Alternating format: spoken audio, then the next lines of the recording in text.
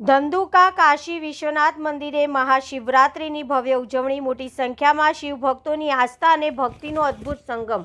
અમદાવાદ જિલ્લાના ધંધુકા શહેરના પૌરાણિક અને પ્રખ્યાત કાશી વિશ્વનાથ મંદિર ખાતે મહાશિવરાત્રિના પાવન પર્વે ભવ્ય અને ભાવસભર ઉજવણી કરવામાં આવી। સવારથી જ મંદિર પરિસરમાં હર હર મહાદેવના નાદ ગુંજી ઉઠતા જયકારા સાથે શિવભક્તોની ભારે ભીડ ઉમટી પડી હતી।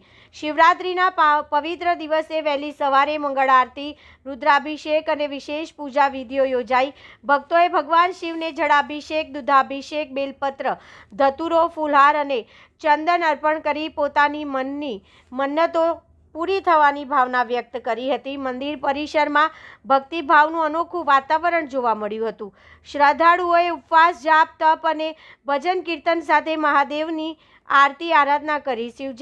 શિવજીના મહિમા વિશેષ પંડિતજનો દ્વારા પૂજન વિધિ સાથે શાસ્ત્રોક્ત મંત્રોચ્ચાર કરવામાં આવ્યા હતા, જેના કારણે સમગ્ર મંદિર પરિસર આધ્યાત્મિક ઉર્જાથી ગુંજાયમાન બન્યું હતું।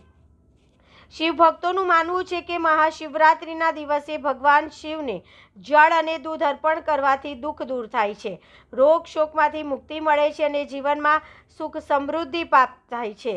મહાદેવજી સર્વે દેવોના દેવ છે, ત્રિલોકના સ્વામી છે અને સંસારના રક્ષક છે। તેઓ કરુણા સાગર છે અને ભક્તોની સાચી ભક્તિથી તત્કાળ પ્રસન્ન થાય છે।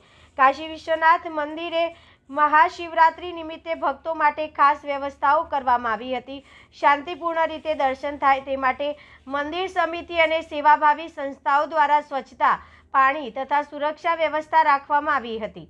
આ પાવન પર્વે શિવભક્તોએ ઓમ નમઃ શિવાયના જાપ સાથે પોતાના જીવનમાં શાંતિ, આરોગ્ય અને સમૃદ્ધિ માટે પ્રાર્થના કરી હતી। મહાદેવજીના દર્શનથી ભક્તોએ અદ્ભુત આધ્યાત્મિક આનંદ અને ધન્યતાનો અનુભવ કર્યો હતો। રિપોર્ટર CK બારડ, વસંતરાય આચાર્ય, કાશી વિશ્વનાથ મહાદેવનું મંદિર, ધંધુકા સ્ટેશન રોડ।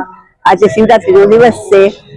મહાવદ 13 ને રવિવારે ભક્તો દર્શન કરવા આવે છે અને બધા બહુ લાભ લેશે। શિવરાત્રીની પૂજા કરવાનો ભગવાનનો શિવરાત્રીનો છે એટલે શિવ પાર્વતીનો મહિમા છે।